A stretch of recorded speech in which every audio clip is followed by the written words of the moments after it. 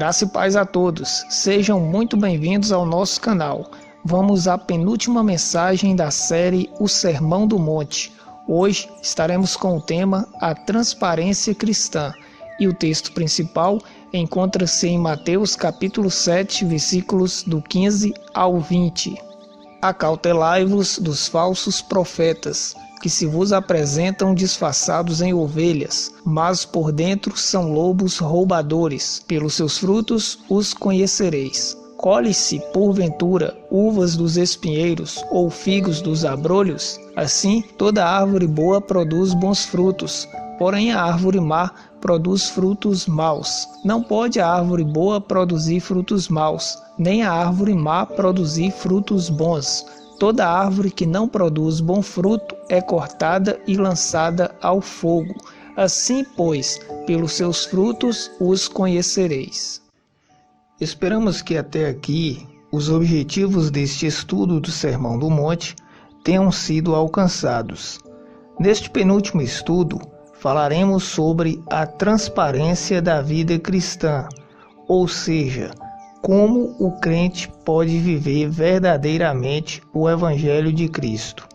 Um assunto necessário que Jesus fez questão de utilizá-lo antes de concluir o seu sermão. Jesus usa um exemplo muito conhecido por seus ouvintes, a árvore e seus frutos, mostrando que não é a aparência que diz se a árvore é boa ou má, mas sim os frutos que ela produz. Então surgem alguns questionamentos. Como se manifesta a conduta enganosa entre os crentes? Quais são suas características? Como identificar os verdadeiros cristãos? Nesta parte do Sermão do Monte, o Senhor destacou a existência de falsos profetas, mostrando aos seus discípulos de forma clara e prática que tais enganadores podem até estar entre o povo de Deus. Porém, apesar de serem hipócritas, falsos vestidos de aparência de religiosos, são astutos, traiçoeiros e usam uma linguagem enganosa e convincente, e também são opressores, porque mantêm um jugo pesado sobre as pessoas. Eles não conseguirão enganar por muito tempo, pois logo serão conhecidos pelos seus frutos. A verdadeira conduta e ética cristã se observa pela procedência e pela qualidade dos resultados, ou seja, a boa árvore dará bom fruto. No decorrer da vida, verdadeiros e falsos crentes serão revelados. Agora, o Senhor Jesus põe à prova os que se dizem cristãos, deixando claro que nem tudo que reluz espiritualidade é sinônimo de vida cristã verdadeira. Cristão que não dá fruto não é convertido, e sim convencido. O Senhor adverte dos falsos profetas que buscam adentrar o seu aprisco, vestidos de aparente religiosidade, mas com um coração cheio de falsidade, parecidos com ovelhas, mas sendo lobos devoradores. Usam uma ética enganosa para aparentar ser verdadeiros santos, porém são mercenários, religiosos, devotos do dinheiro, comerciantes da fé, hipócritas, como os religiosos da época de Jesus, conforme podemos ver em Mateus capítulo 23, versículos do 13 ao 23. Expressam sinceridade, mas pelas costas apunhalam as ovelhas indefesas que caem em suas armadilhas. Seguem com sua aparência de bons samaritanos até o dia em que serão desmascarados e não poderão iludir a boa fé dos outros. São astutos, e para não cair em sua cilada, devemos estar atentos aos termos que utilizam. Falam propositalmente coisas que comportam várias interpretações para que possam adequar-se àquela que melhor lhe convém. Eles mudam o contexto das Escrituras com o pretexto do seu bem pessoal. Assim como Satanás fez desde o Éden, torcendo a palavra de Deus para enganar o homem, conforme podemos ver em Gênesis capítulo 3, versículos do 1 ao 5, ousou até tentar Jesus no deserto com o objetivo de fazer Jesus desistir da cruz, conforme Mateus capítulo 4, versículos do 1 ao 11. O Senhor nos adverte do perfil opressor dos falsos mestres. Estes têm o objetivo de destruir o povo de Deus.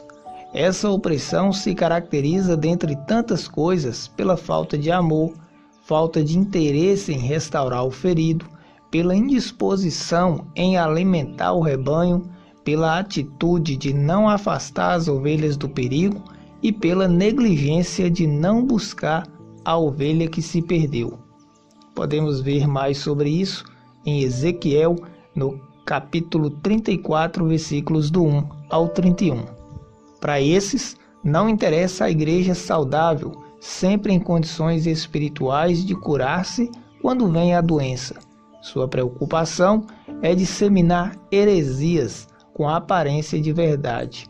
Assim como o joio se assemelha ao trigo, contra esses, a palavra do Senhor é radical, conforme o versículo 15. Acautelai-vos, e Paulo segue na mesma linha, conforme 2 Timóteo 3, do 1 ao 5, onde diz: afaste-se.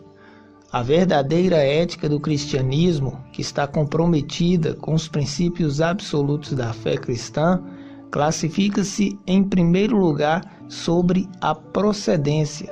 Daí, o Senhor usa o exemplo da árvore que produz bons frutos. Por isso, devemos mergulhar no estudo das Escrituras para não sermos enganados pela boa aparência. O fruto pode até ser bonito por fora, mas é necessário avaliar o espírito. É necessário ver a qualidade do fruto, seus resultados, se esses são essencialmente bons para nutrir a vida. Fica claro que mesmo que algum destes tente se esconder atrás da capa ou casca, a vida cristã é transparente e um dia a casca cai e é penetrada e este se revelará. Quem age como fruto ruim na casa de Deus não permanece com suas ações por muito tempo e logo será exposto. Lembre-se de Ananias e Safira nos primórdios do cristianismo, conforme Atos capítulo 5, do versículos do 1 ao 10. Eles foram julgados por tentarem enganar o espírito, tentando passar a falsa ideia de desapego aos bens materiais. A fraude religiosa, ela não perdura. A prática da ética enganosa traz consequências desastrosas, perde-se referências absolutas. Satanás tem agido dessa forma, distorcendo a verdade e fazendo com que os menos desprovidos de fé e conhecimento aceitem o errado como certo, o abominável como algo normal, assim como no Éden. E o pior é que líderes religiosos seguem esses conceitos, colocando o rebanho sob a vulnerabilidade dos ataques satânicos.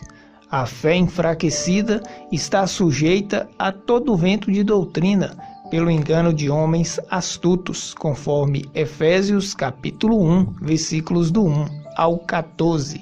Mas o Senhor adverte: toda árvore que não dá bom fruto, corta-se e lança ao fogo.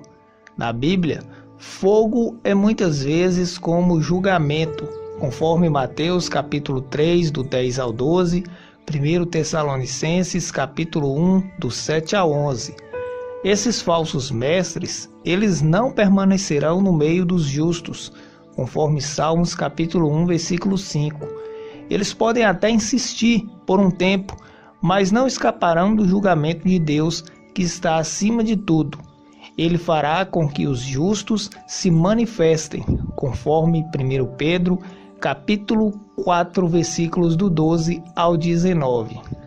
Tanto os falsos quanto os crentes verdadeiros serão conhecidos pelos seus frutos, conforme João capítulo 10, versículo 27. Uvas produzidas em locais mais favoráveis são mais saborosas, mas não há sol nem solo que possa fazer um espinheiro produzir uvas. Não há esperança de reformulação no mundo a não ser por meio de um novo coração. Observe que não só as árvores que produzem maus frutos que serão lançadas no fogo, mas também aquelas que não produzem frutos.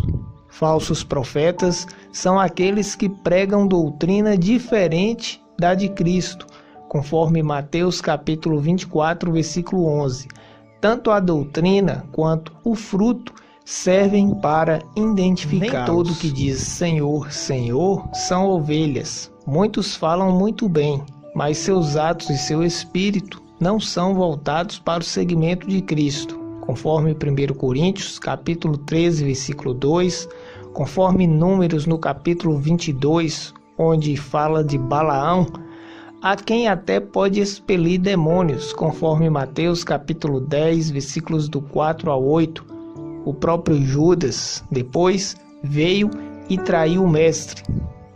Recomendamos você ler Filipenses capítulo 3, versículo 2, Apocalipse capítulo 2, versículo 20, Deuteronômio capítulo 13, versículos do 1 ao 5. Que o Senhor vos abençoe.